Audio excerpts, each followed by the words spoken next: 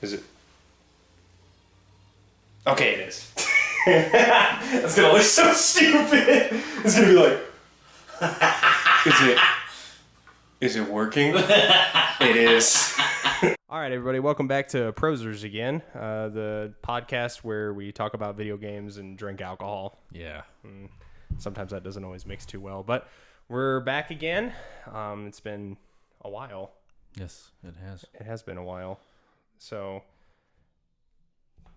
well, we did say that we weren't going to be dropping them every 2 weeks or anything yeah, like that. that's true. Honestly, I'm more confident with this one, too, because I've had way more time to play the game and really get into it for sure. I feel like the last, two games that we did, I don't even remember what games they were, but the last two games that we did, I felt like I played them for maybe 10 hours. I was able to consistently get about 10 hours of gameplay before I had to do the podcast. When I still get confused, I don't look back very much in my life. Right. So I know we did The Last of Us 2, and I know that we were supposed to do Outer Worlds, and then we never did. Yeah, we never did Outer Worlds. I still have the game. Yeah. I don't know, that game kind of just fell off for me, though. Blows? It didn't blow, but it was very who was it that made it? Obsidian, I think, was the developer for that, and they were the same ones who made Fallout before Bethesda. Ones, yeah, they were the original Fallout. So that game plays very similar to Fallout New Vegas. And they did it on purpose, I think. It was like it was like an homage. Yeah. It was intellectual. What is it, almost like an intellectual property? Yeah, So spiritual successor, as they call it. Yeah, we did it first. Yeah. So we'll do it differently. Anyways, the game that we're talking about today is Ghost of Tsushima, a.k.a. Samurai Simulator. Samurai Simulator. Well, this game did very well. It was even respected by Japan. Was it? Yeah, they were talking about how accurate the fighting styles were, and it was historically pretty well done. Mm-hmm. It was something that they respected. Yeah, and that's a big deal. Yeah, definitely. So obviously, Ghost of Tsushima. Been playing that. Have you been playing anything else? No, not really. No. Yeah, I finished the game quite a bit before you did. So I started another game. I started Red Dead Redemption 2 finally. Cool. And I've been really enjoying that game. Dude, we were supposed to do one on that one. I know. A long time ago. That was my fault. Okay, maybe that was it. Yeah, that was my fault. Well, we could do that one too. Yeah. It's been 6 years. It's no yeah, big deal. something like that. I don't know. When did it come out? 2018? Something like that. Yeah. So the sad part is I bought it in 2019, and I haven't played it until now. Oh, wow. Okay. Yeah, so I bought it because I think it came out fall of 18, didn't it? It's not for everybody. Yeah, and I bought it, and I think I just got distracted by something else. I think it was Ghost of Tsushima. Really? Yeah, because I want to say, or no, that came out in 2020. But I don't remember. There was another game that I got around the same time, and I ended up devoting a lot of time to it. And I was like, well, I'll just play Red Dead after that. And then I started another game, and I was like, well, I'll just do Red Dead after this. And I just kind of kept pushing it back. Yeah. And I finally started it, and it's a good game for sure. The mechanics to it are very in depth, though. I call it Horse Grand Theft Auto. Horse Grand Theft Auto. Yeah. I mean, that's what it is. It's made by Rockstar, but it's fun though. It is fun. I like that. I don't know. Well done.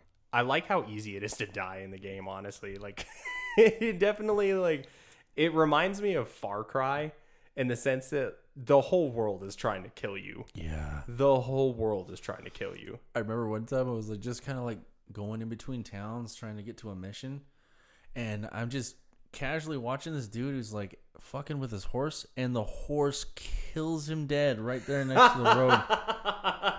Kicked him right in the head, and he fell down, and he never got up. I was like, what the fuck? Yeah. And then the game's so jacked up, it was do you steal his horse? And I was like, I don't want that horse. No. That horse is mean. So, yeah, I've been getting in on that one, and I already told you this story, but I found out real quick that Rockstar does not fuck around when they make bears in games. Because I came across this bear, and I had a shotgun. Yeah. And I see the bear, and I picked up a rock and I threw it at the bear because I was like, well, I want it to charge me so that way like I can get close with the shotgun and blast it. And so I throw a rock at the bear, and it was like, ah, ah, and it starts running at me. I was like, all right, here we go. Going down. I'm like all sighted in on it, and then it comes up. It's like, ah, boom! Didn't even phase it. Just ah. And it one-shot me. You are dead. And I just remember Arthur Morgan just going like, the way they ragdoll you on that game is so much fun. It's like death porn. I love it. yeah. And I'm absolutely in love with Arthur Morgan's voice. Yeah. He's dreamy. It's like ice cream. Yeah, it really is. That boy's smooth. Yeah. It's just something about the way he says stuff. Like, yeah, we'll need to go over into the next town. It's like, oh, it's so gritty. He's such a man. Oh, man. Oh, Arthur Morgan, tell me more. Oh, that's not good. Okay, so let's go ahead and get into Ghost. Let's talk about. I could swoon about Arthur Morgan for this entire podcast, That's dude. sweet. I like him a lot. That is so cool. So let's get into Ghost of Tsushima. Yeah. So as always, we're gonna start off with the graphics. Okay. Holy shit, this game is beautiful. Texturally speaking, it's amazing. I think so. I know a lot of people compare this game to Red Dead Redemption. They're like, it's Red Dead Redemption but samurais. Yeah. To me, it reminds me way more of Horizon Zero Dawn. Like the way that it plays, the way the world is. Damn it. See, you loaned me that game and I never even plugged it in. Yeah. I know. No, it doesn't feel like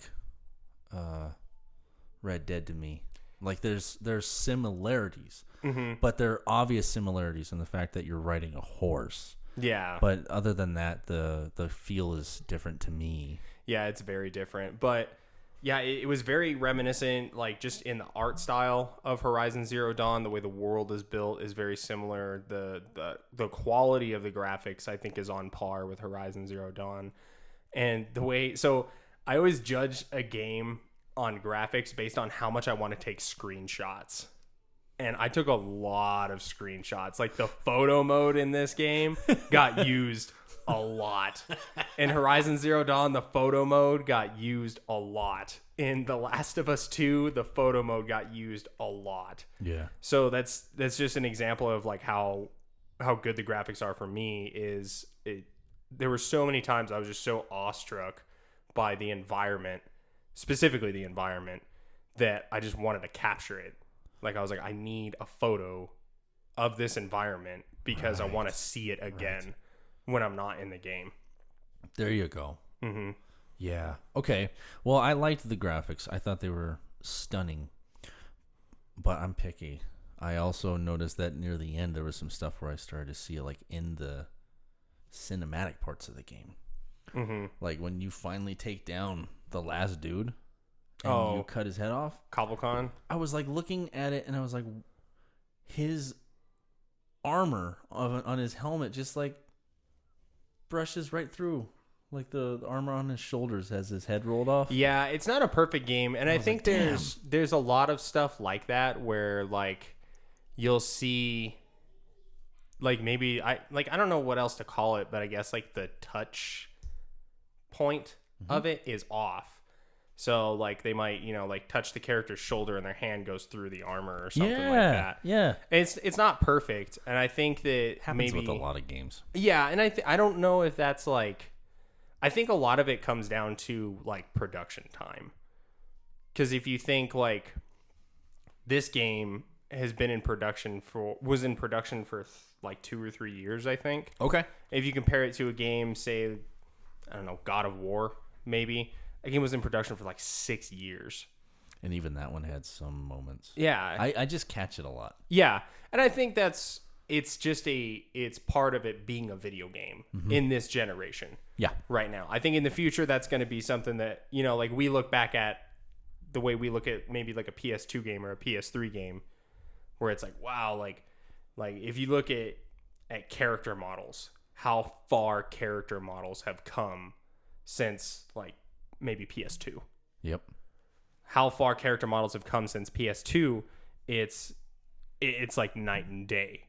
I mean, even so, I know for me, one of the most graphically impressive games as far as character models go was Call of Duty Modern Warfare. The one that came out in 2017 or something like that. Yeah. I think it was 17 or 18. Not the most recent one, Cold War, but the one before that. Okay. So Call of Duty Modern Warfare had some of the most realistic moving character models I've ever seen in my life. Where so much so where I kind of forgot I was playing a video game. Like during the cinematics, I was like, this, wow. like some of the smaller like facial animations that they had in there, the way the characters moved, it looked so natural. And I think that specifically is what all video games are going to be like in the future. Okay. And that was just in the cinematics. That wasn't like the whole game in general. I mean, the whole game looks good graphics wise. It looks very good. Yeah. But I just remember the cinematic pieces specifically having very, natural looking character models. And that sticks out in my mind. Yeah, I try to keep my my negativity down when I'm playing a video game because I can be hypercritical. Yeah. But I also remember that, dude, I came from a time where when PlayStation 2 was around, it was like by the time they came out with like God of War, cinematics on the original God of War were very impressive. Right. For the time. And I think they're probably still impressive. You right. know, and it was more because, and it wasn't just because there was tits out in every like cinematics. They were very well done, but I don't think that was all there was boobs. To it. Yeah, it was good. Look, they got some good tits on that. But no, like, and then I remember when they came out with the PlayStation 3, people were coming out saying like, dude, the way cinematics look right now on PlayStation 2, the whole game looks like that. Yeah. On PlayStation 3. Yeah. And you know, it's like, okay, I'm sitting here going like, okay, well, we've come this far, so what's going on with the minor details? You know, yeah. And you know what it is? It's always money. Oh, they could 100%. They could make it as realistic as they want to. Yeah, I'm sure if they could. have the time. Yeah. And if they have the budget, and I get that. Mm-hmm. And another one of those examples goes back to like what we talked about when we were talking about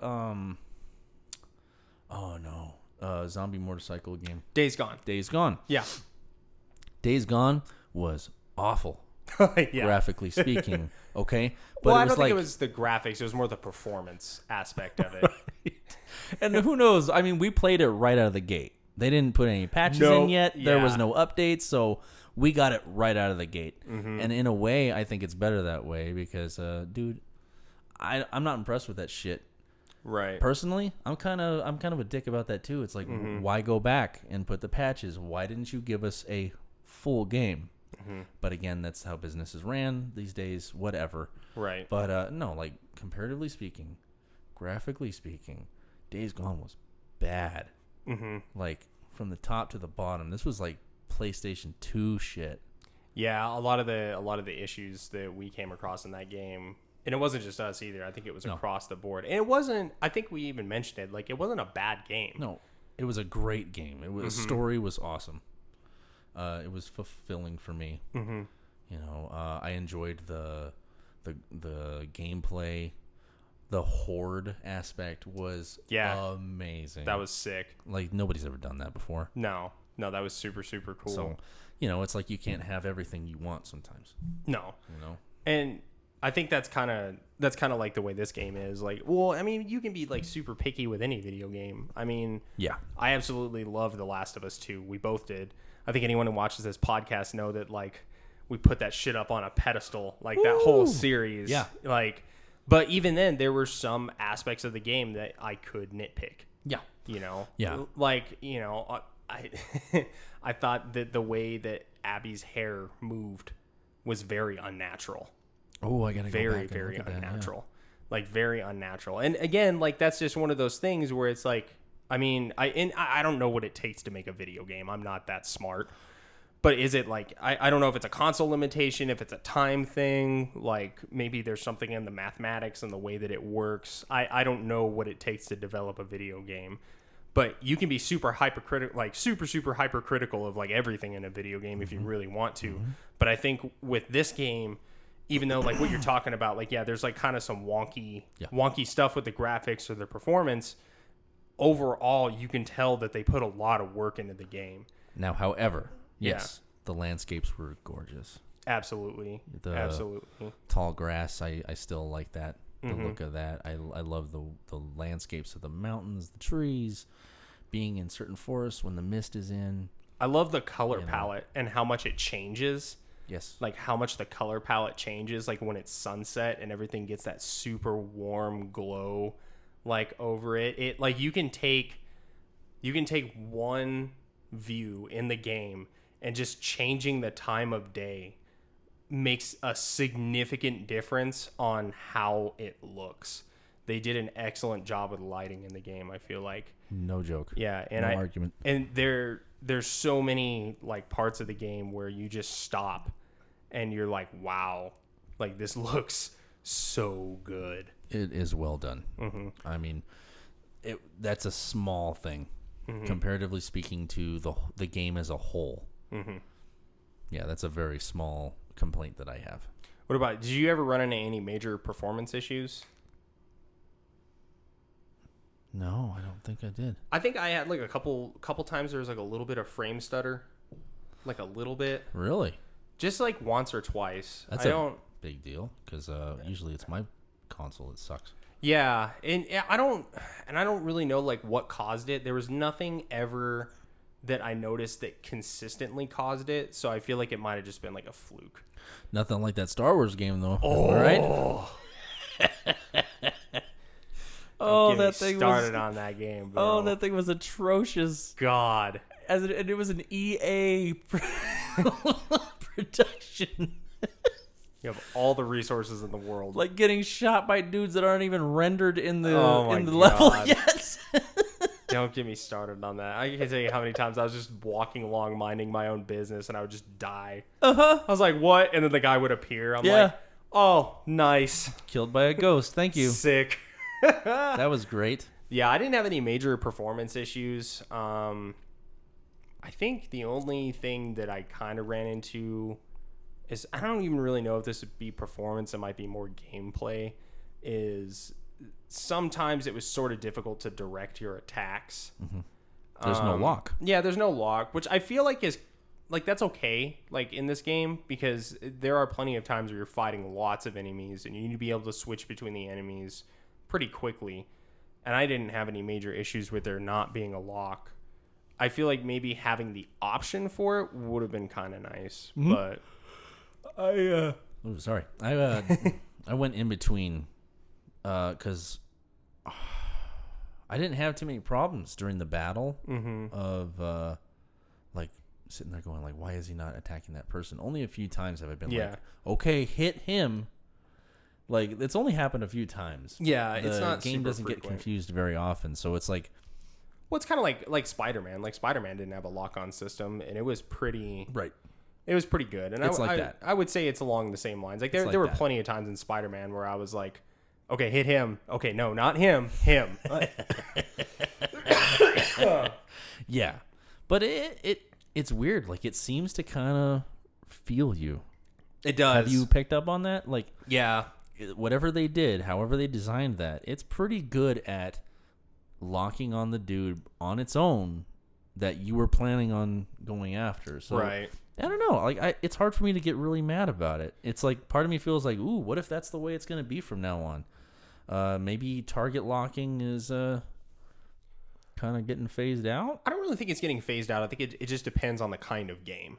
Okay. You know, like, because in this game, you're talking about, I mean, it is very rare for you to fight one dude.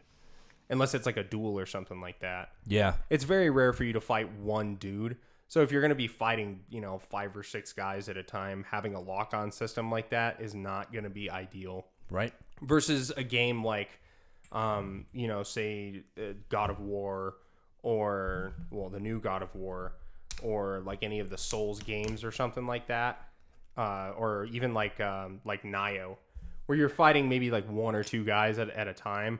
Having a lock-on system makes a lot more sense. Yeah. Well, and there's been a few duels in the game where you fight one single solitary person and you stay locked on that one dude the whole time. You don't have to worry about that either. So it's hard for me to really complain about the lack of it. Mm-hmm. But it's not flawless. Yeah, I don't think so either. So, oh boy, it's that time already? Hell yeah. Okay. If you couldn't see what he was pouring, this is Screwball whiskey. It's that peanut butter shit. Don't call it shit. This is beautiful. Okay, it's good. I'm not I saying mean, it's so not. good. You drank the whole damn bottle the last time I left one here. Yeah, I did. All right. Oh, yeah. Ooh, that's good.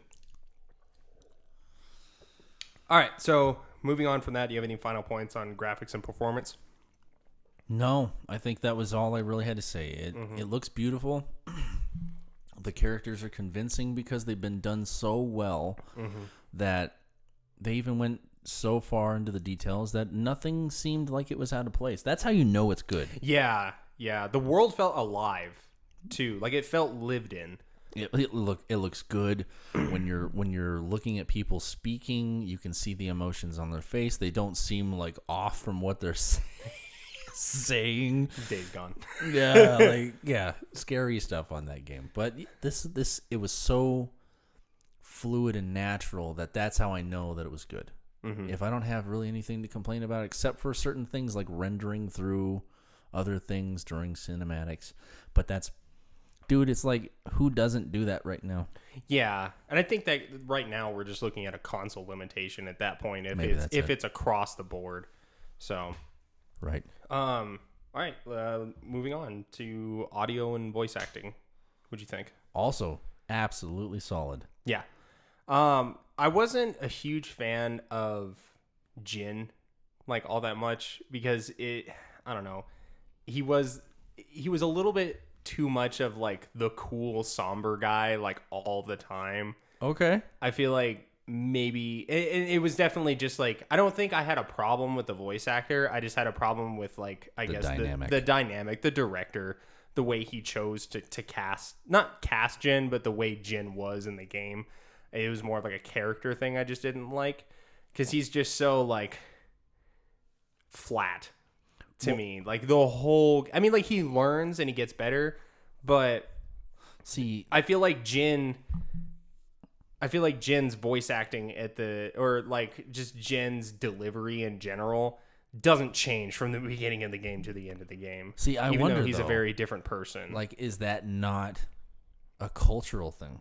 Oh, I'm sure it is, and I'm not like faulting them for it. No, I'm just saying I'm wondering out loud. I wonder if that's Yeah. a cultural thing. You know, like the samurai have to be stoic and they have to be, like a rock.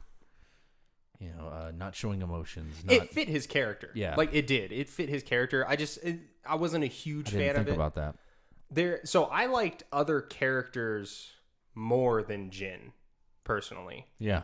Like I liked his uncle a lot more than I liked Jin. Okay. Like I thought Lord Shimura was like way cooler than Jin. Okay. Personally. That's all right. Yeah. So I liked him more.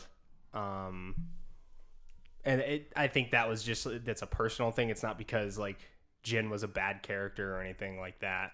I just preferred other characters. Right. Not that I didn't enjoy playing as Jin either. Yeah. But also too, I noticed one thing personally that kind of bugged me with the audio is I wish the sound that your sword made when you hit someone changed.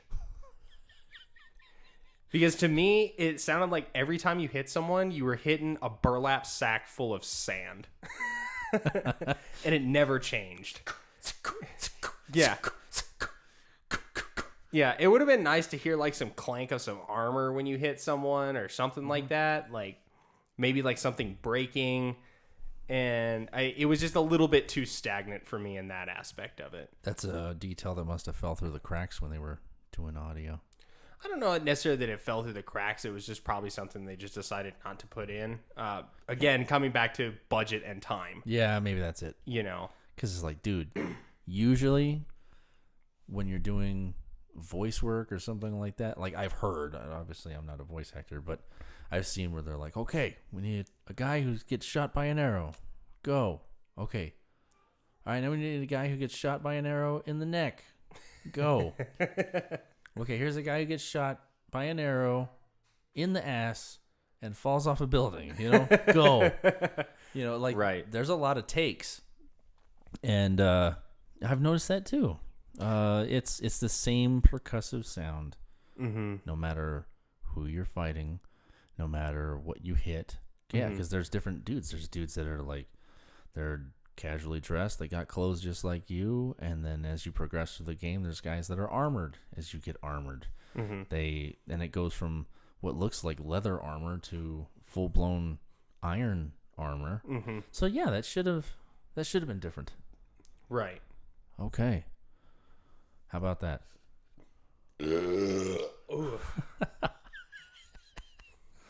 Man, you would have thought I drank beer. I wish. Yeah. Not on this podcast. Beer. Yeah. I'm just not drinking it now. I wish they would have came out with a few different ways for the guy to say that he was going to shoot an arrow at you, because I get sick of hearing that too. Dosho! Yeah. It's the same thing every time. Dosho! It's like, stop. Hear it from further away. Dosho! And like, I understand why that was there. I think that was more of a game mechanic choice than maybe like an audio choice. But yeah, I think that there was like kind of some things that they could have mixed up. I did appreciate that the sounds that you make when you go through different kinds of foliage.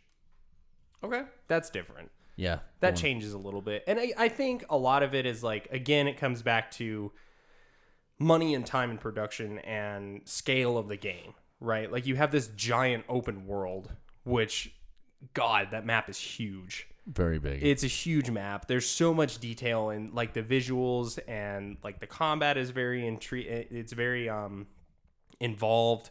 There's so many game mechanics that are like so like very well rounded. Yeah. That I feel like the audio in this game is the same way. Like, it's well rounded. It's not like astonishing, but it's still very good. Like, it's on par with everything else in the game. Oh, it's great. Again, it's like that stuff, because I didn't notice it, that shows me how fluid it was. Right. And again, this is just me being nitpicky. Okay. So I'm not just like stroking the game off the whole time we're on the podcast. Everything's great. It's a really great game. I'm just trying to be a little bit critical. I liked it so much. Yeah. So other than just like those couple of issues that I had with the audio, I mean, the voice acting was fantastic. Everything flowed really well. Even some of the side characters that you talk to, like to get your side missions and stuff like that, all very believable. Oh, it's nothing like when I was a kid and I was playing like Spider-Man 2. Oh God, when I was playing Spider-Man 2 for the PlayStation 2. Yeah, and like they probably hired their voice actors by going to some dude on the street. Hey, you want to make it $50? I don't even think it was that. I think you're giving it too much credit. I swear to God, it was just people from the studio going like, "Can you just read this?" Spider-Man, they told me that they would hurt me if they didn't. I'm sorry. And then that's it. and then they never do take 2, take 3. They don't do different voices. Nope. None of it. It's the same fucking thing every time. And it's like, you know how cheap that is? It makes me not want to do the side missions. Yeah. When they're that cheap. Yeah, for sure. And that was something that I noticed too, is like, so obviously you have the Jin's Tale, which is like the main quest. All the voice acting in that is really good. But even like the Tales of Tsushima, which are like the side quests. Yeah. The voice acting in that is also very good. And then you get to like the side quests of the side quest, which is like just the random people you run across, and they're like, "Oh, my house got burned down and now the Mongols are living there," or whatever. Like the voice acting for them, very good, very believable. The one I wanted to do and I couldn't find it just because I guess I didn't understand how the game works. big surprise, is there was one where they were saying like a guy got thrown in a pit, and they were like, we could still hear him crying out, and I was like, oh, I want to do that one for sure, and I never found it. Oh, you know what I'm talking about? Did you do that one? No. Yeah, I don't know. Like I don't even know if it was a mission, but part of me felt like that would be a really cool side mission, and I couldn't fucking find it. No, that sucks. It made me sad. Oh But, well. I don't know. Any other final notes on audio and voice acting?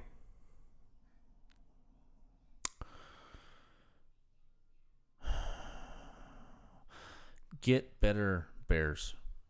Get better bears. Yeah, get better bears. It's the same roar every time. Come on, guys. Oh, that Can't actually we just something I wanted to bring up real quick. can we interview a few bears? interview a few bears? Yeah. Go ahead. What? It's very like few and far between, but I love the music. Yeah, it's beautiful. The music is very like fitting. It doesn't happen a lot, but when it does happen, it's very natural and it flows very, very well.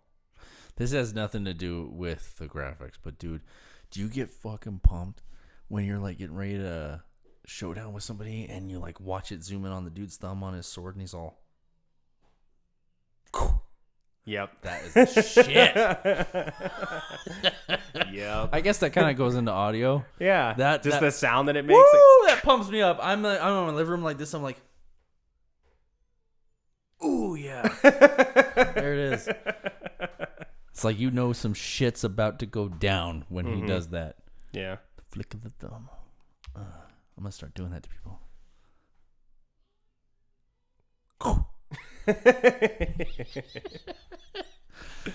All right. Let's talk about gameplay. I know for me, this game flowed as far as like gameplay wise extremely well. Yes. Extremely well, from just like the progress as far as like character progression goes. And I'm not just talking from like a story type thing. Just the actual like skill progression of Jin from the beginning of the game to the end of the game is fantastic. Cause you go from like being, I mean, you're a samurai. You're one of the most powerful, like one of the most skilled warriors there is, right? So you're significantly better than other dudes. But you go from like being able to handle like maybe like 2 or 3 guys at a time, and you're like pretty effective in combat, to at the end, like it don't matter who it is, you're gonna fuck them up. Yeah. Like you're gonna fuck them up. Oh yeah. Can I say that this is the first time I've ever had this much fun playing a game that had this much detail in the gameplay? Mm-hmm. Dude, to have, as you progress, to have different fighting stances and different weapons that are projectiles, different weapons that are used for defensive purposes, and to have all these things all on these different configurations on the controller, but to have it feel pretty natural. Yeah. That is something that was like, that is fucking delicious the way they did that. It was so good. I would actually say that the combat system in this game is hands down the best combat system I have ever played in a video game. This sets a bar. Yeah, it really does. Like from now on, it's going to feel anemic if I play another game that doesn't have anything like that. Yeah, it really does. So, like, just kind of what you're talking about, I use this in the most ironic way possible, but it flows like water. Absolutely. 100%. Like you'll be switching between the stances and using different weapons. Pun intended. Like, yeah, the water stance. Like water. Hell yeah. My favorite stance in the whole game.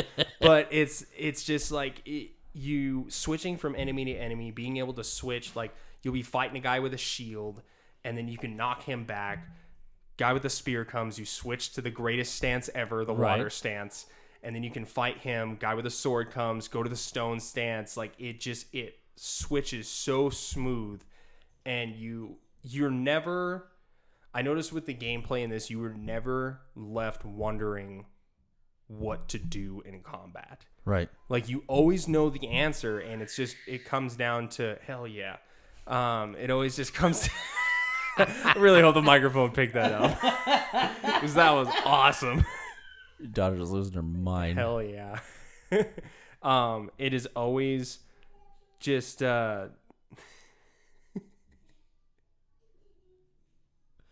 She's so cute. I know, she is adorable. So it's always just like it just progresses so smoothly, and unlocking each one of those stats always comes at like the perfect time.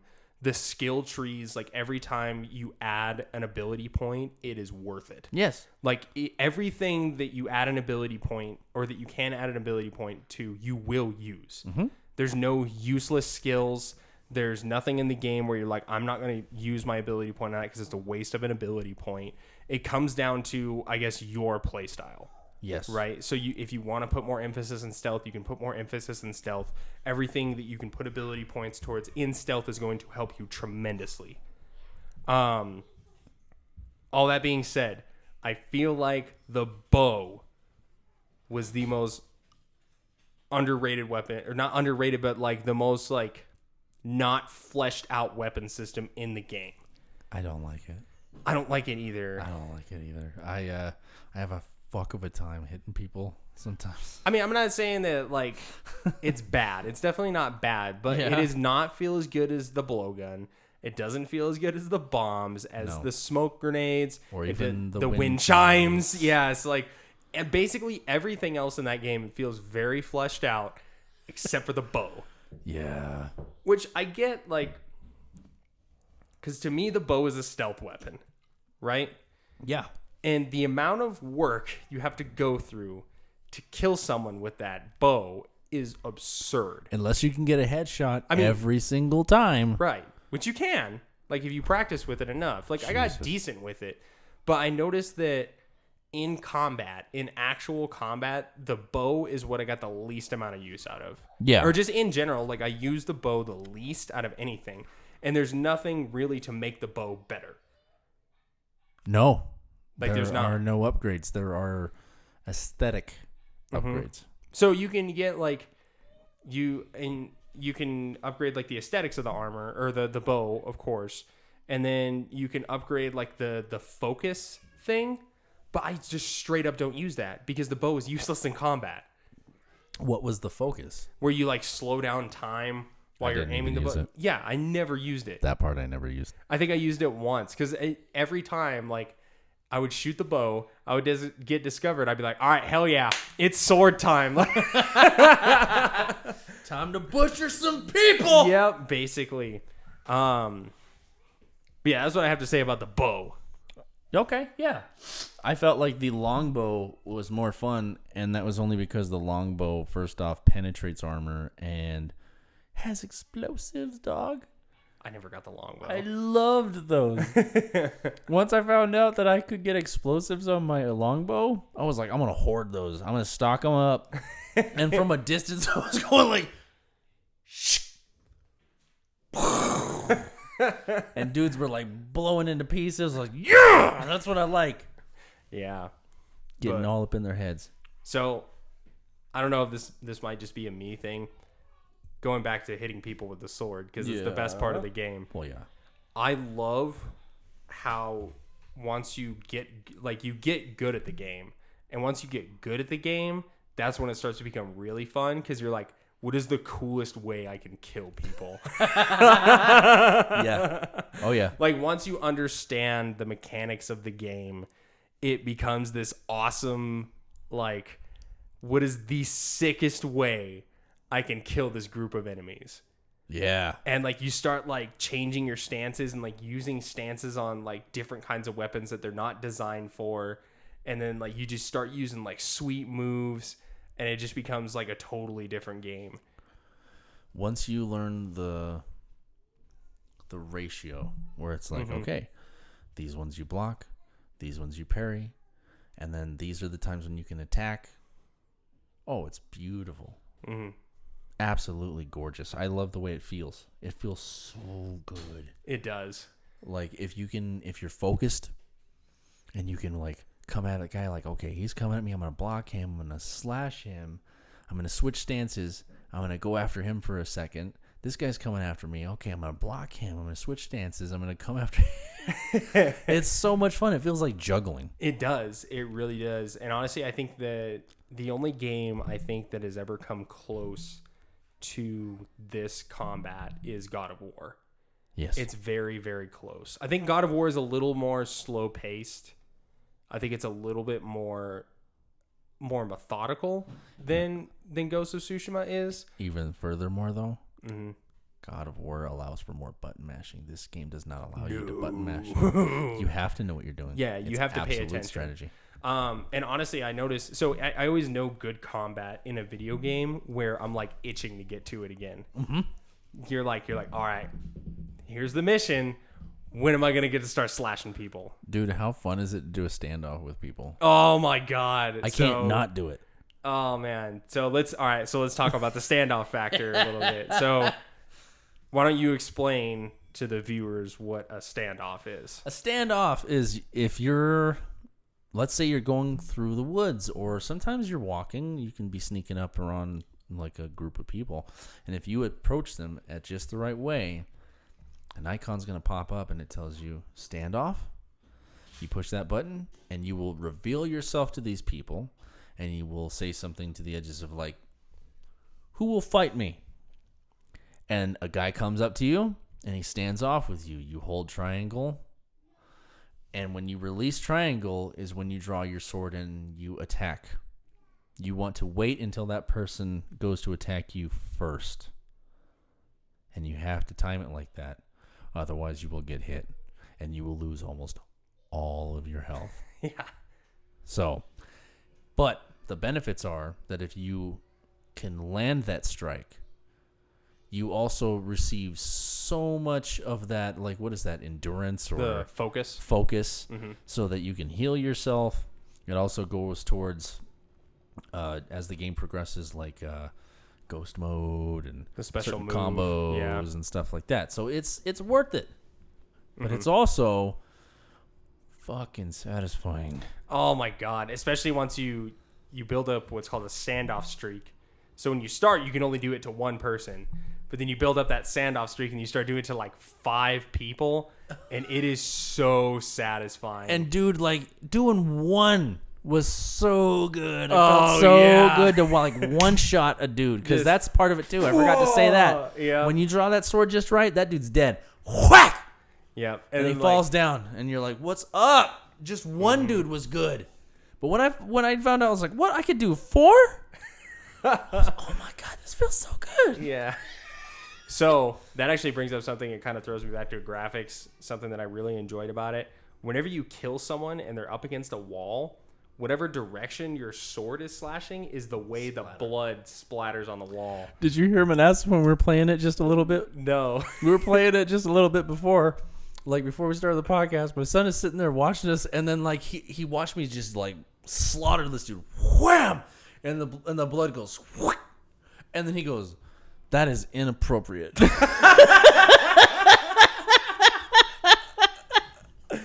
That is inappropriate. It's like, that's such a crazy word for a 9-year-old to like reach out and grab in a situation like that. He was like, "That's inappropriate, Dad."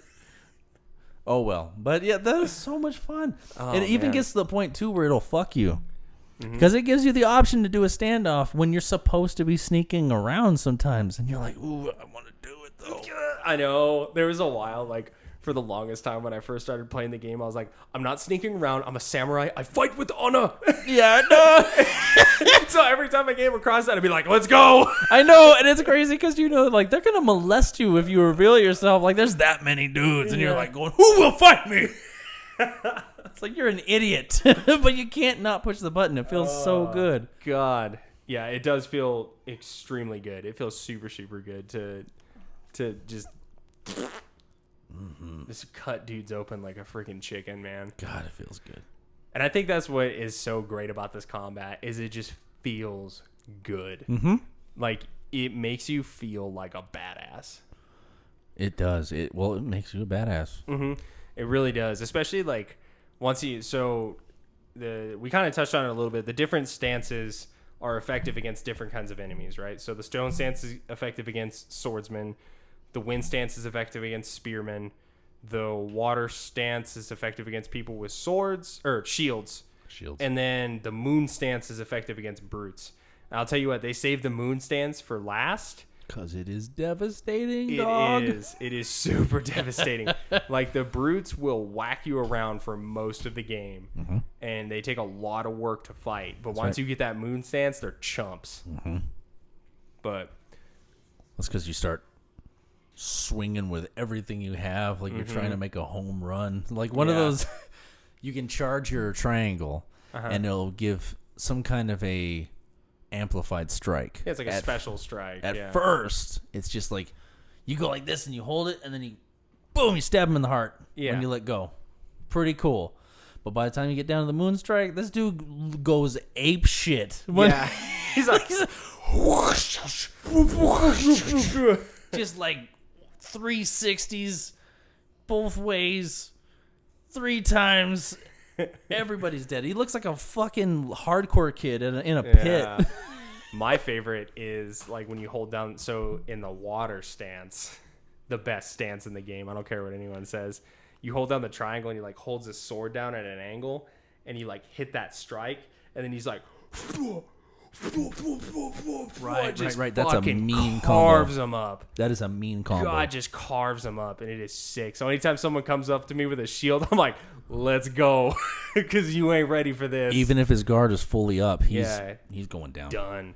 Absolutely done. And something I want to bring up too is, I mean, we're talking a lot about fighting groups of enemies, but when you do like the duels against like the Ronin, it is so good. It's hard. God, it is fun though. Holy crap, it is so much fun. These guys are too fast. That is like 100%. That was my favorite part about the whole game. So when they were like, you have to go do all these Ronin and then you get this special armor, I was like, well, I know what I'm doing for the next 5 hours. And guess what? I did it for 5 hours. Really? Yeah, I went all around the map and I dueled every single one of those Ronin in like one shot because I had so much fun doing it. Well, good for you. I didn't get that far. I had a hard time with the Ronins. Near the end, I was just trying to like power through the story. Right. I'll probably go back for that. Yeah, they are hard. Dude. These guys are crazy hard. Once you get used to it, though, like once you like once you fought like 2 or 3 of them, you start to really appreciate those duels. Yeah, they're very good. So, last thing I want to bring up before we end gameplay, what did you think of the final boss battle? It was mean. That one was really fun. Did you like both parts of it? Well, talk to me. Like, what do you mean by both parts? Because okay, it's like, so when you go to fight, you start at the top of the hill, and then he runs away like a bitch, and then you have to follow him into the ship, and then they try to kill you. The ship lights on fire. So I loved the duel with Cobblecon, where it was just like a normal duel. Where it was like just you and him, and I thought that's what the final boss battle was going to be like. Yes. And then he does that stupid thing, and he runs off, and then like it's just like a normal fight to me after that. Like I'm like, this is not as engaging. Well, it wasn't as engaging. Like not near as engaging. I mean, like it is. I'm not saying that it didn't make sense that he was like. I kind of knew that was going to happen. I was like, I really hope they don't do this. I just really hope they just make it like a balls hard duel. Maybe like just 2. Like, you duel them here, and then you duel them here, and it's hard as shit both times, and it's going to be satisfying. And for me, the duel at the beginning, like, the actual duel was super satisfying, and I spent, like, quite a few tries, like, trying to beat him, and then it went to that stupid thing on the ship, and I was like, this is just, like, it wasn't as satisfying when I killed him. Okay. For me. Okay. And I think, but again, I loved fighting the Straw Hats. Like, I loved fighting the Straw Hat Ronins in the duels. So that's probably where that stemmed from. But that was part of it, is that the Ronin, even though, you know, they don't have a master, they serve no one. You know, they're still samurai. Have that doctorate, you know, like they're still they try to serve some honor. Mm-hmm. So that part made sense. The way that guy ran off and then you had to go track him down and kill him again. That part made sense to me too. So for me, I actually enjoyed it. It was like, go ahead and run. I'm still taking you down. And I'm not and I'm not saying I hated it. I'm just saying I would have liked it more if it was just like a duel for the entirety of the boss battle. I think Mongols don't fight fair, dude. Yeah, and it makes sense that they didn't. I'm just saying I would have preferred that. Yeah, I don't know. That's just me being a fucking nitpicky bitch. Yeah, I was gonna say because I didn't even think about it. I was like, yeah, of course he would do that. Yeah, because Mongols don't fight fair. See, for me, it was like, oh, of course you're gonna fucking do that, you little pussy. Get the fuck back here. Come fight me. Fight me with honor. I knew that wasn't gonna fucking happen. Yeah. Send me your strongest warrior. See, we could be voice actors. Yeah, no. I would love to do that. I've said that before. It would be fun. I keep saying it on the podcast until someone contacts me. I want to do it so bad. Just for get your one liner in a video game. You could even just buy me lunch. You don't even have to pay me. Just let me have a credit. I want to do that so bad. Yeah, I think I'd do it for free too. I would definitely do it for free. At least the first time. Yeah. But first one's always free. All right. Any other final notes on gameplay? Fabulous, dude. Just fucking amazing. I have never played a game like this before. I think the gameplay comes back to that well-roundedness with the rest of the game, to where like all that like nitpicky shit that we talked about with the graphics and the audio and the voice acting and stuff like that, you just don't fucking care about it. Yeah.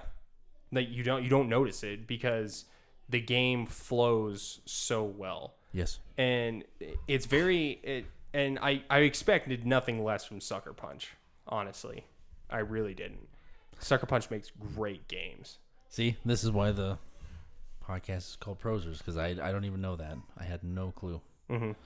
I've heard of the name. I had no idea. And I tell you what, from now on, I will be actively looking for their products. Yeah. So the Infamous games are made by Sucker Punch. And then the Sly Cooper games. Oh, okay. Which are my favorite games. Right. Mm-hmm. Okay. That makes sense. Yeah, I love Sly Cooper. Like, absolutely love Sly Cooper. So wait a minute. Now, what was that? Some kind of a partnership? Because I thought Ratchet and Clank had some connections with the Sly Cooper. So you have like what's referred to as like the big three in PlayStation platformers, which is Sly Cooper, Ratchet and Clank, and Jak and Daxter. They were all around back in the day, y'all. Yeah. So they all came out basically. They all had the same amount of games in them. Okay, so the original Ratchet and Clank series only had 3 games. Okay. No, I'm not talking about like all the other spin-offs and stuff like that. They had 3 games. Okay. Okay. So it was Ratchet and Clank, Ratchet and Clank Full Frontal Assault, I think is what it was called, and Ratchet Deadlocked. That is the original trilogy. Okay. Everything after that is a spin-off. Well, it's not a spin-off, but it's not part of that. That's like the main storyline. Okay. Okay. Yeah. Jak and Daxter obviously had Precursor Legacy, Jak 2, and Jak 3. Okay. Right. And then Jak X, which was like a combat racing spinoff. Yeah. It was decent. But those are 3 different developing studios, right? So Ratchet and Clank was Insomniac. Sly Cooper was also a trilogy. They had a 4th game later on, but it wasn't made by Sucker Punch. It was made by Sanzaru Games. Okay. Which is it is a good game. Not as good as the original 3 though. I will admit that. Okay. So you had Sucker Punch for Sly Cooper, Insomniac for Ratchet and Clank, and Naughty Dog was the producer of Jak and Daxter, which we know all of those games now. Like Insomniac still makes Ratchet and Clank games. That is like their games. Like that is what that game system is, or what that developer is known for. Right. Sucker Punch, obviously now they have the Infamous series and now Ghost of Tsushima. And Naughty Dog is of course The Last of Us. Okay. So, but back in the day, those 3 games, because they were kind of the big 3 when it came to the PlayStation exclusives, those were like the names that everybody knew. Yes. So because of that, they all kind of like played jokes on each other. Oh, it was cool. That makes sense. I was playing a Ratchet and Clank game before where I had played a Jak and Daxter maybe the year or 2 previous. Mm-hmm. And I noticed that when you got like the item, you know, because like there's always an item that you're searching for. Yeah. You know, like on Ratchet and Clank, it's like a golden nut or a golden bolt. Yeah. And, you know, like I forgot what it was on Jak and Daxter, but there was a certain thing when you found orbs. You know, okay. And, you know, like Jack stands there all cool, and Daxter like does its cool dance around him and stuff. And there was one time where not only I played a Ratchet and Clank game, because those were my games. I loved Ratchet and Clank. Mm-hmm. There was a Jack and Daxter poster. Yeah. In an apartment. And then it was like on that same level when you got the golden bolt or whatever, they did a little thing like that. Yeah. Where Clank started doing a breakdance around Jack, and he was all standing there like all cool. And it was weird because when it was done, like Clank looked at Ratchet and they were like, why'd we do that? It was really cool. You know, and Ratchet and Clank had a Sly demo. Yeah. On their second game or their third game. Yeah, so that and that comes back to the way Sony exclusives work. This is a huge side trail we're getting on. The way Sony exclusive works is it doesn't work in the same way that like Xbox or PC exclusives work. So the way Xbox, to my knowledge, if I'm wrong on this, I'm sure I'm going to get a lot of hate on this in the comments. To my knowledge, the way an Xbox exclusive works, right, is Xbox will buy the rights to a game. Okay. For example, Halo. Yeah. And they say, hey, you're going to make this game exclusively for us. Right. Okay. What PlayStation does is they fund the studio, and they do not own the rights to the game. So because of this, there's no the game producers can basically do whatever the hell they want. Okay. And I just want to say that you keep hitting the table, and every time you do, in my headphones I hear ka-dunk, ka-dunk, ka-dunk, and that's all I can hear while you're talking. I don't even hear you anymore. See that? Look how fucking loud that is. It's kind of loud, huh? You've been doing that for months. I'm you sorry. You go like this every time you're talking. I'm like, dude, stop. I'm sorry. Anyway, I hear you though. Like, that's interesting. Mm-hmm. So there's like I don't know. There's like a certain way that they do things here. Yeah. There's a protocol. And I think it's also too. So if you think about it this way, any revenue that Sony makes is going to go to those studios. Right. Right. So if Jack and Daxter, like, they eavesdrop Sly Cooper or Ratchet and Clank into their games, then someone might be like, oh, I'm going to go try that game. That money goes back to Sony, which in turn makes more money for the other studios. Right. Yeah, that makes sense. Right. Okay. So that's the more why I got confused. The more money Sony has, the more money they can distribute out to those primary studios. That's why I get confused, because when I played that demo, it was like, yeah, of course that demo's on here. You know, they must be involved in the same studios. So, but yeah, the Sly Cooper games are that I played this game so much as a kid, and I love them obviously for nostalgia reasons mostly. Yeah. But they're very good games. They're platformers along the same lines as Jack and Daxter and along the same lines as Jack and Daxter and Ratchet and Clank. I would say it's much more similar to Jack and Daxter than is Ratchet and Clank, though, for sure. Well, Sly is really big on sneaking. Yeah, it's a stealth platformer. It's a lot of fun though. I like it. It is fun. Yeah, I think having that in there is really cool though. Mm-hmm. So and it continued on with the Infamous games and stuff like that too. So in the Infamous games, there was always a reference back to the Sly Cooper games, because Sly Cooper is still the most popular Sucker Punch game. That's like what put Sucker Punch on the map. Really? For a lot of people. Yeah. I didn't know that. They made some other games that were like very like meh. Like they weren't bad, but I don't remember the name of them. If that makes sense. Bummer. So I'm sure I could look it up and find out. But they still reference back to Sly Cooper in almost all of their games. I'm sure there's an Easter egg for Sly Cooper in Ghost of Tsushima somewhere. You just have to find it. That would be cool. Mm-hmm. Maybe down the road we'll look down that. Yeah. I'm sure I could Google it and find out, but I'd much rather just find it on my own. Yeah. So, anyways, that's enough of that side trail, and I think enough of gameplay, unless you have anything else. No, I told you, man. This one has set a bar for me. Yeah. Same. I don't think I'm ever going to be the same.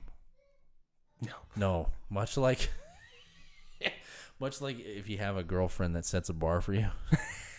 and you know you're never gonna be the same after that. That's definitely this game. That's definitely this I've game. had so much fun. Mm-hmm. The experience was top notch. Like I told you, and you know me, I'm so picky. Like sometimes a game can be so involved that I'm like, I'm out. Yeah, I'm out. I don't want to feel like I'm doing fucking homework when I'm playing a game. That's bullshit.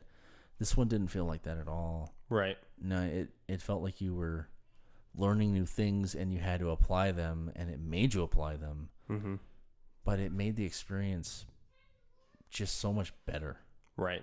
You enjoyed it a lot more. It's crazy, dude. This is no button masher. Mm-hmm. And I appreciate that. This is so cool. And I know I say that a lot, too. I'm trying not to say that so much. But fucking amazing game. Yeah. Yeah, it is. So let's talk about story. As usual, we're going to cover a lot of spoilers in this. So if Fuck you off if you don't want to hear that. Yeah, if you don't want to hear the spoilers, I will put a time link in the description. I tried to do the thing with the thing right here. Turns out you can't do that with time stuff. You can only do that with linking the other videos, or maybe I'm just stupid and I haven't figured it out. So description, there's going to be a time stamp. Just click on that and it'll skip to the end of the story section and you can hear our final thoughts on the game. So you've been forewarned. If you hear a spoiler, it's your own damn fault. That's right. At So this point, we don't feel sorry for you. what did you think of the story? I felt like the story was pretty solid. As it progressed, there were moments that I felt like I could have done without, and I felt like they were kind of stretched it a little bit, and that was just me. Like what? Okay, like what? When you are going through the mission where you discover how to make poison darts, I fucking hated that mission. Really? It was redundant, and it was stupid. Why, when the country's at war, are we running around with this old lady looking at the graves and visiting the houses of people that she used to know? And I'm sitting here going like, what the fuck is going on here? And then when it was like, oh, okay, she probably has like, what is that? Like Alzheimer's, dementia, yeah, or dementia, Alzheimer's. Yeah. It was like, I was like, okay, but I got so mad by the time I was doing that mission. I was like, please give me the option to euthanize this bitch. She is wasting my fucking time. Like I'm sitting here going, like people are dying. You understand?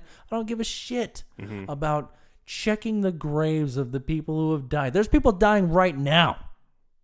Like that's the way I felt. Some of those missions were like kind of stretchy to me, where I'm like, did it need to be like that? Yeah. So, but in the beginning of it, obviously, you know, they put a lot of the weight on the front load of it. It was great. Like on the Mongol invasion and stuff like Right. that. Yeah. And meeting this woman who saves your life, and it turns out she's not a samurai. She does not believe in the life of living with honor. Like, Yeah. no, she'll sneak up behind you. She'll stab you in the ribs. I mean, I don't know. So that was cool. It's like implied that you bang her. Did you notice that? Yeah, it is implied. They don't like really go full out with that though. They're like, I will miss you.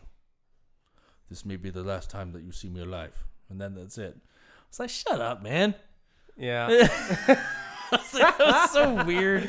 I think it just comes back to like what you were talking about though. Like, Yeah. that All dude doesn't modest and understand. Yeah, shit. he doesn't understand emotion. No. At all. I put my naughty parts in your legs now. It's like, what are you doing? What are you doing? Just talk to her. Yeah. Yeah. So I know for me, the game kind of had like a lull for me personally, where I was getting more enjoyment out of the side missions than I was the main missions. That's true. So like right before you rescue Lord Shimura, that was like where I was like, oh my God, can we just rescue my uncle already? Holy shit. Yeah. Like, can we just go to the castle? Thank you. Yeah, like right before that, I think it was probably like 5 or 6 missions before that. I was like, okay, I get it. We need to rescue your brother. And he keeps getting captured. He's an idiot. He's dumb. He made me the grappling hook, which is sick, but my God, can we please just rescue my uncle? And then you finally rescue your uncle, and he's in the game for like 3 missions. That and he's unappreciative fuck. Yeah, he's like, Jin, you have no honor. And then he fucking runs off. Yeah, like this motherfucker, this dishonor saved your life, man. Yeah.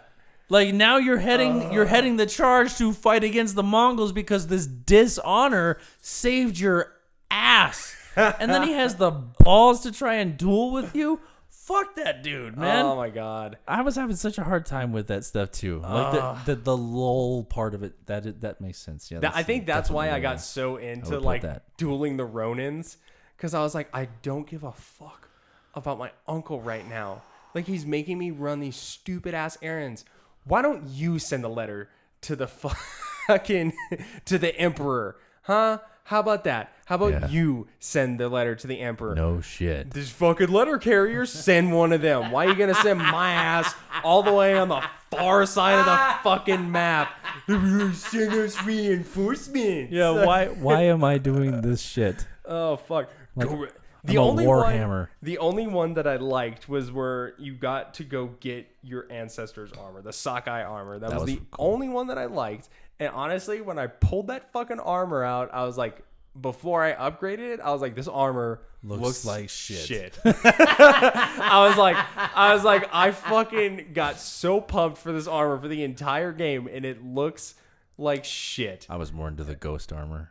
I didn't even like the ghost armor, dude. I like the what's it called? That black and orange armor, the one that you get for dueling all the Ronins. See, I never finished that shit. Yeah, so you I never don't know. did it, so you don't know. But it's sick. It's beautiful. It's a beautiful armor set, and it has really good perks. Not as good as the Sakai armor. Like straight up, the Sakai armor is the best armor in the game. Okay, hands down. So I focused a lot on beefing up my broken armor from the beginning of the game. Oh, really? Just because I want to see what it was. And it was pretty cool. Mm-hmm. You got this badass helmet with it starts out like kind of a moon shape, like not even a half a moon or a crescent moon, less than that. Mm-hmm. And then it goes to this fucking thing like this. Oh, the Samurai Clan armor. That was sick. Yeah. And then when I got my Sakai armor, I worked on beefing it up a little bit. So I like fully upgraded it, so you have like the big ass antlers and shit like that. Okay. And so I like that. But yeah, the Sakai armor, when you finally get it, I was like, are you fucking serious? That's like when I did some of the storyteller stuff. They have one where you do one for a guy named Tadayori, and he was like this legendary archer.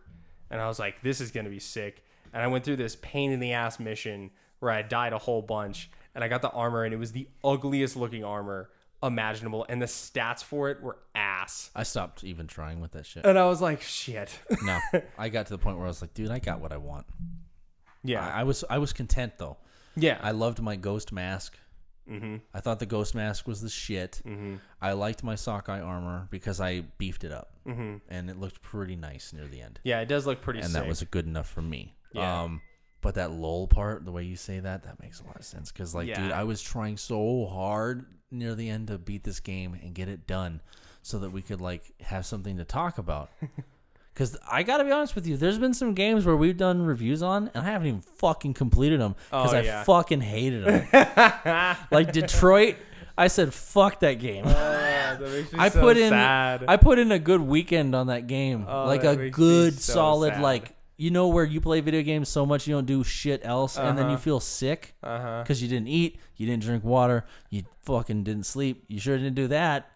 Like one of those weekends. I put in one of those weekends for Detroit, so I didn't fucking complete the damn thing, but I wanted to complete this one, and I wanted so desperately, and there was so many missions in a row where I was like, what the fuck are we doing this for? Why is this a main mission? Yeah. That's why I say it felt like they were stretching shit out. I was like, let's just go get him. Mm-hmm. What are we doing? So, but that's just me. I'm sure there are a lot of people who think the game was paced really well. But those people weren't on a time crunch mentally because they're. I wasn't even on a time crunch mentally, and I was because I feel like this thing only happens when I'm ready to do it. Because you beat the game. Most of the time, you've beaten the game by the time you even tell me we should try it. And I'm sitting here going, oh, shit, this is all on me now. Here we go. I gotta put in so many hours. He's waiting. But I wasn't even like that. I was playing the game on my own time, and I was weird. like, fuck, man. It's weird. Like, Yeah. can we please move on from this? Thank like, you. Holy shit. That's how I felt too. I was fucking over it.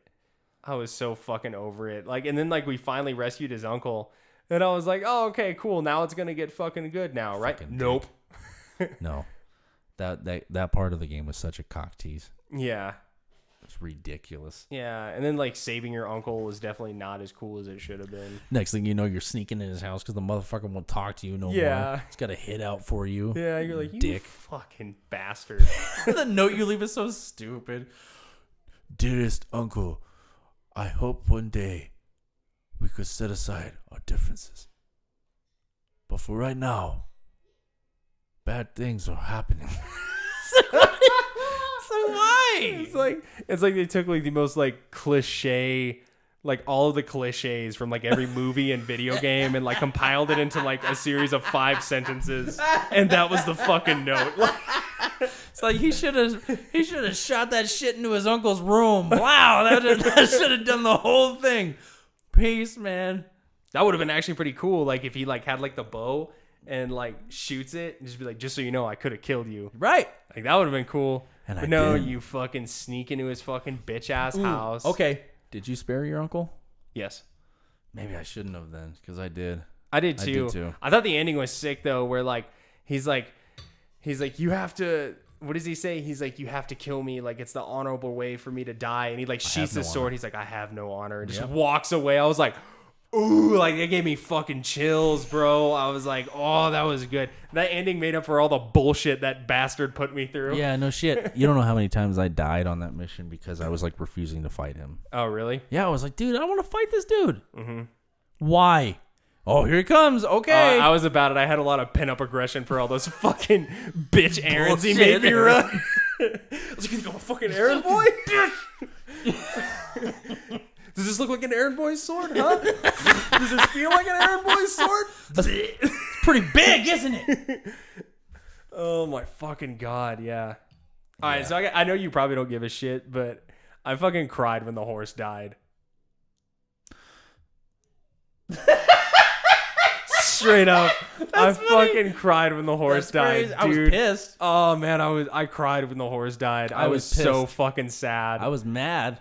I was really mad. I was like, because they fucking tell you at the beginning, they're like, are you sure this is the horse you want? It's going to be with you for the rest of the journey.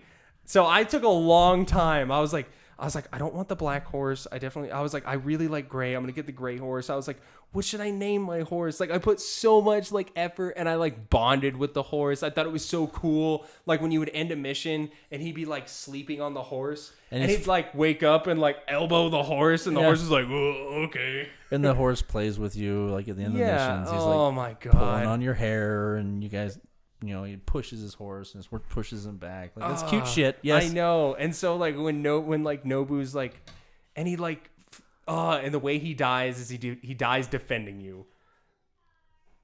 Like he dies because he saved your fucking life. Yeah. Oh my fucking God, dude. Well, let's be honest. Like Nobu was the best character in the game. Our character was a dumbass. Like he was like he slopped out on that one. And he tried to escape on his horse instead of like running away or something and maybe coming back for the horse. He got greedy. Yeah. That's the way I felt. Yeah. When I was doing that mission, I was like, oh, dude, you got greedy on that one. You should not have tried to leave with the horse right away. Yeah. And paid a price for it. Fuck. Yeah, that scene was so fucking rough for me, dude. It was brutal.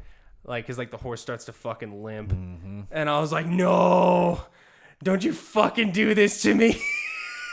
And then I'm like sitting there playing the game, and like the horse finally fucking dies, and I'm like, fuck this fucking I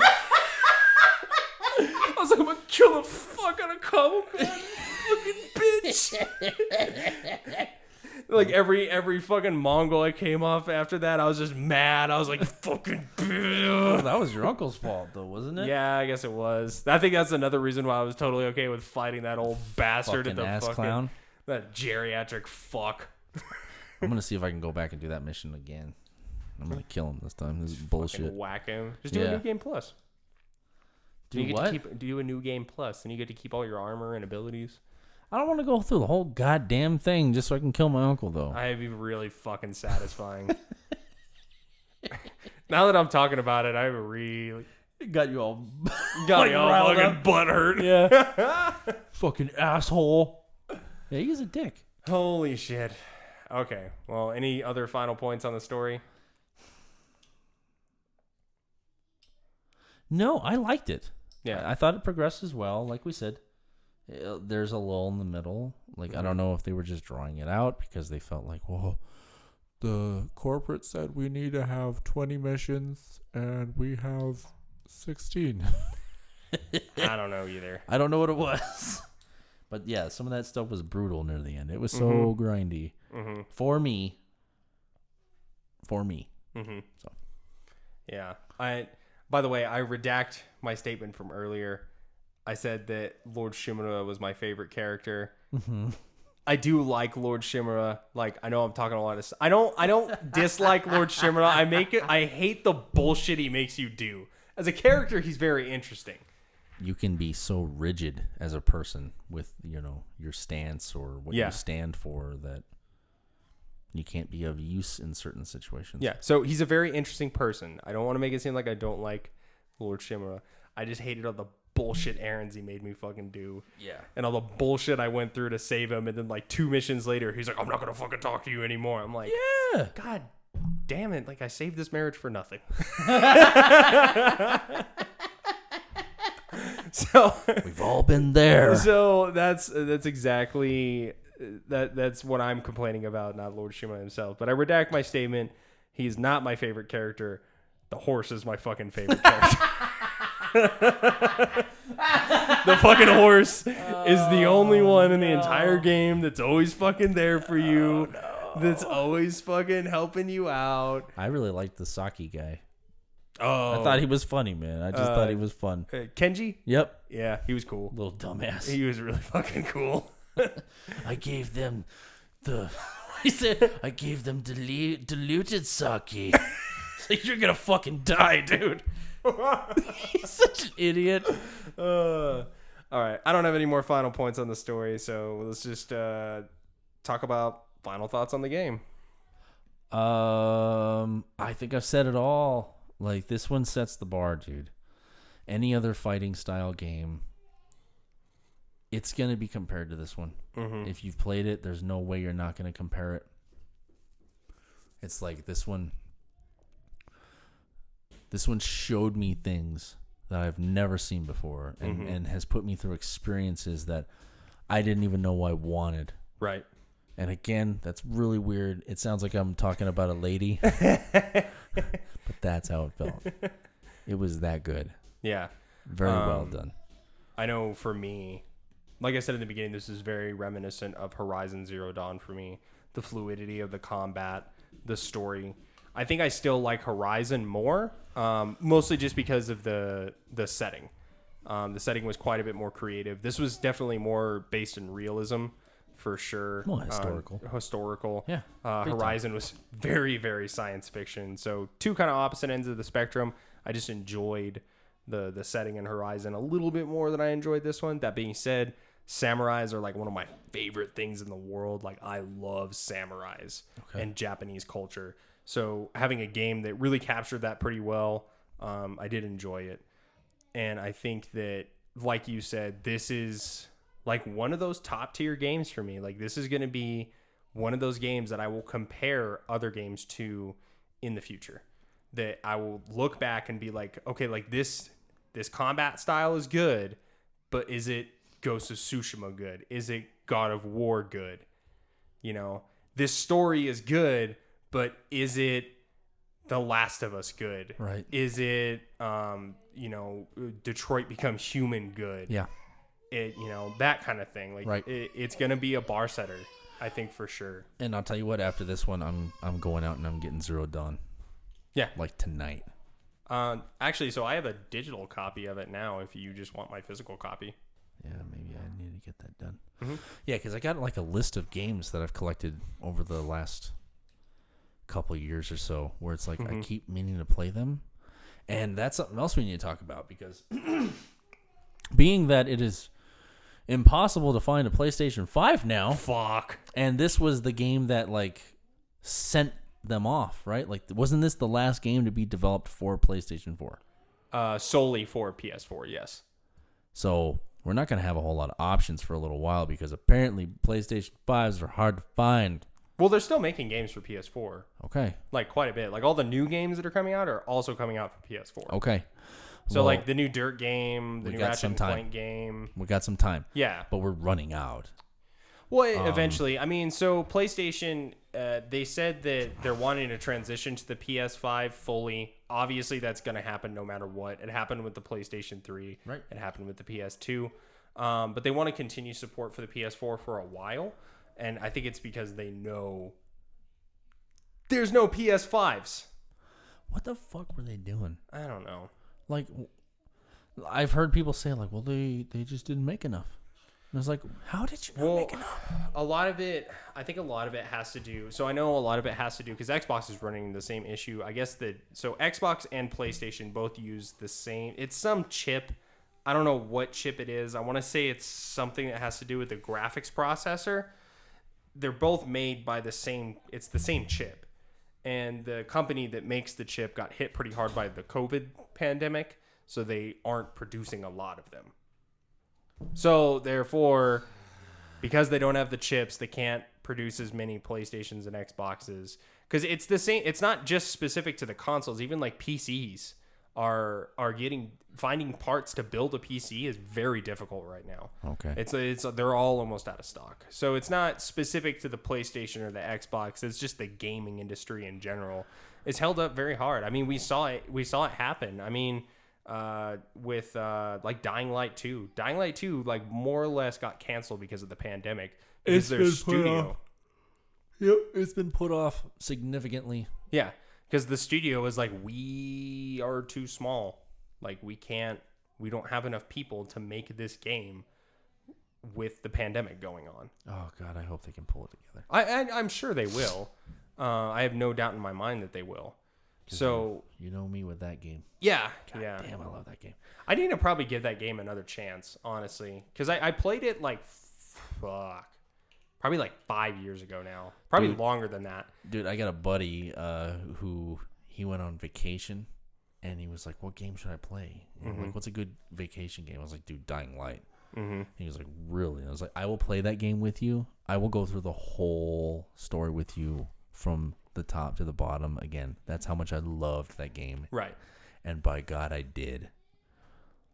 And I had a fucking blast. Sick. So, it's fucking good.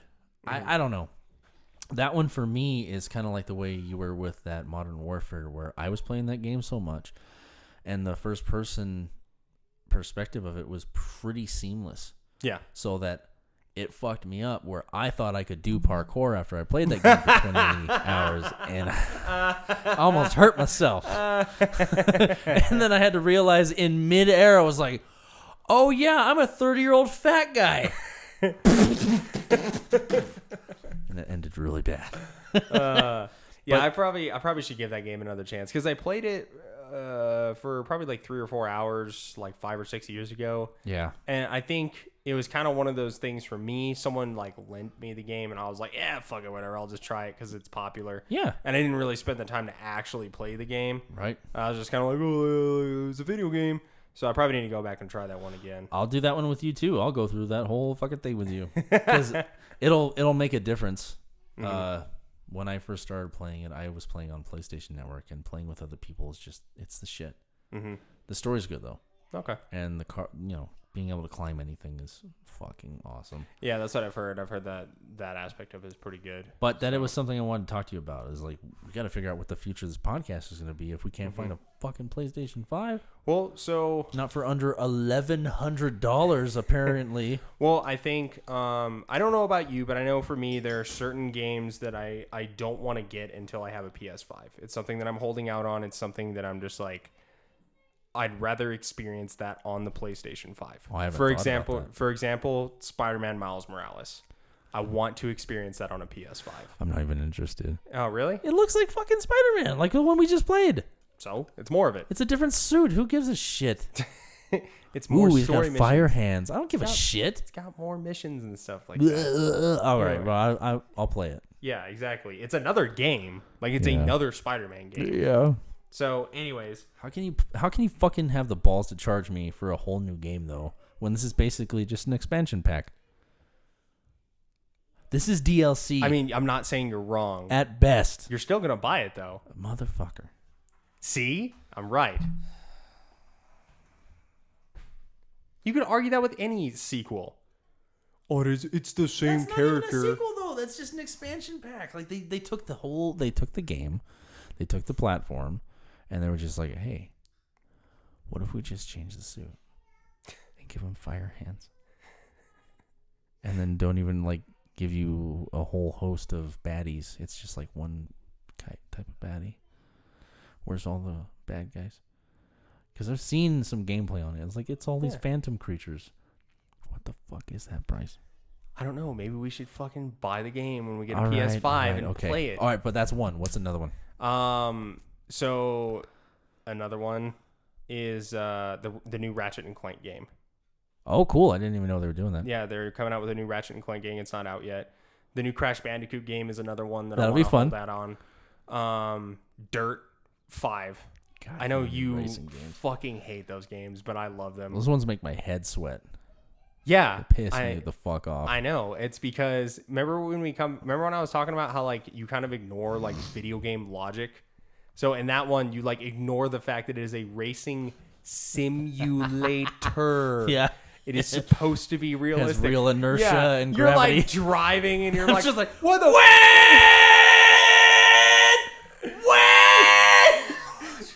trying to turn. Yeah. It's fucking stupid. I'm not gonna not make that turn because you try to make a 90-degree turn at 90 miles an hour. That's why. I'm like, this fucking game sucks. It has no turbo. where the fuck is the NOS? Can't even put a gun on this car. It sucks. Yeah, so I understand I those know, games are I not know. for everybody. I I love those games. I'm like a fucking animal when it comes to some of the stuff I do. Like I love those games. I know they're not for everybody. Yeah. That's another one I'm gonna hold out on. There's one that I saw an ad for the other day. It's like a sci-fi horror game. Oh, Resident Evil Village. I will not play Resident Evil Village unless it's on PS5. That looks amazing. That game looks sick, especially with big titty goth chick. Yes. We never even played the That bitch other... gonna be hiding from me in that game. Oh yeah, player. Anyway, we never even played walking the around. other Resident Evil. Yeah, Biohazard. Yeah. So I Maybe kind of we got should- I kind of got fucked by that game. What do you mean? So I played that game in VR, and it was so fucking sick. I almost peed. It scared the shit out of me. Really? God, that game was fucking scary in Really? VR. It was fucking terrifying. That's awesome. God, that game was fucking like that game's kind of scary anyways. And then like I played it in VR, and I don't know, like I mean I'm willing to play it, but I don't know if it's gonna be. It's kind of like what we talked about with that bar setting thing. Yeah. Where it's like it is not gonna be as scary as it is in VR, dude. Well, maybe not pissing yourself is not a bad thing. Fuck, I don't know. It was fun though. God, I got like so fucking panicked. There were like a couple of times where I'd like peek around, like I'm like I've got the stupid VR headset on, and I'm like trying to like peek around this corner in the game, and then like the dude like turns and sees me, and I'm like, oh, fuck, oh, fuck, oh, fuck, oh, fuck. And I start like hyperventilating. I'm like,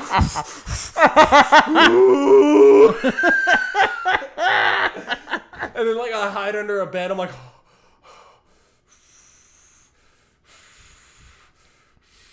And then, like, the dude, like, walks in and you see his feet. And I hold my breath. Like, my friend's taking a video of me, like... And then, like, my friend's like, dude, you're turning purple. I was like... He's still in here. But, yeah, straight up. That was some fucking... That was some next level shit. There was so much rave about it when it came out. Mm-hmm. And I felt stupid for not just coughing up the money. Yeah, so... Anyways, yeah, so probably what I was thinking we could definitely do is we could maybe revisit older games that we never played. I think we're going to have to, at least for the next year.